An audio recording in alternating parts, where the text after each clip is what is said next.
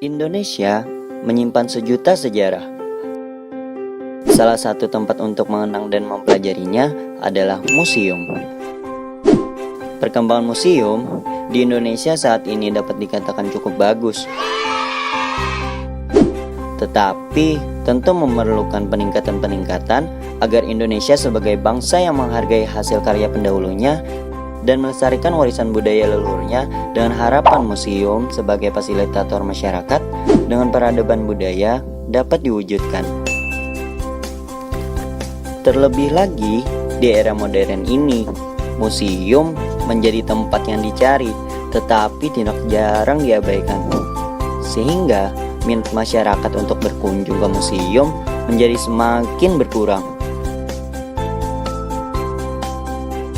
Kemajuan inovasi dan teknologi menjadi salah satu alasannya. Salah satu cara untuk menyikapi hal tersebut adalah dengan merevitalisasi museum dengan aksen modern.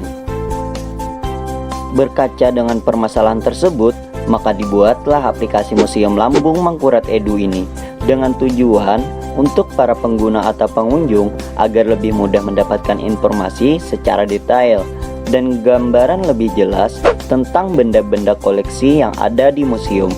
Untuk mendapatkan informasi dan gambaran benda-benda koleksi tersebut, para pengguna atau pengunjung hanya perlu melakukan scan kode QR yang sudah tersedia di setiap papan informasi koleksi benda-benda di museum.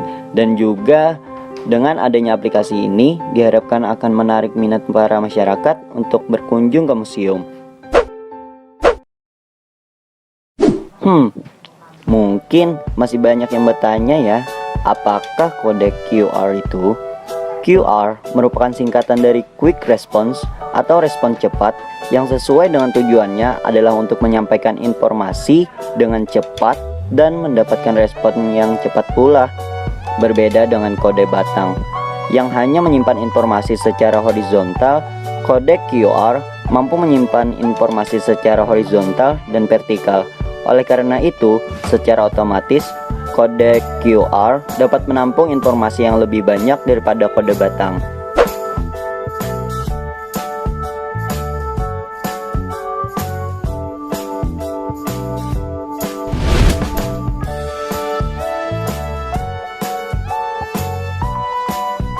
Dalam pembuatan aplikasi Museum Lambung Mangkurat Edu ini, kami menggunakan metode waterfall yang terbagi dalam beberapa tahapan, yaitu tahapan pertama, melakukan pengamatan serta pengumpulan data terhadap permasalahan perkembangan dan berbagai informasi yang bersangkutan dengan museum dari berbagai sumber di internet. Tahapan yang kedua, melakukan perancangan wireframe dan mengimplementasikannya agar menjadi prototipe aplikasi yang bisa dan mudah saat digunakan sebagaimana mestinya. Berikut adalah hasil rancangan wireframe dan implementasinya pada prototipe aplikasi.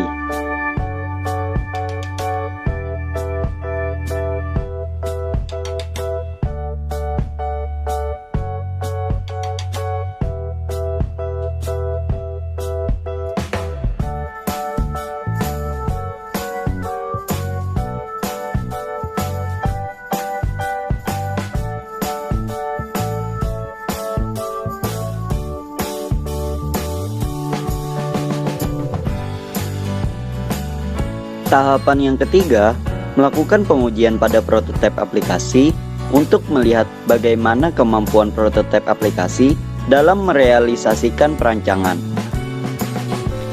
Tahapan keempat, menganalisa dan mengevaluasi beberapa informasi dari hasil ujian pada prototipe aplikasi.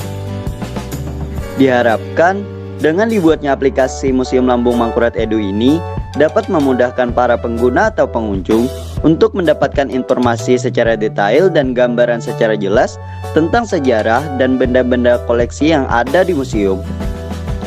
Dan juga dapat membuat minat masyarakat agar lebih tertarik untuk berkunjung ke museum. Kami kira cukup sampai di sini saja ya. Sekian dan terima kasih.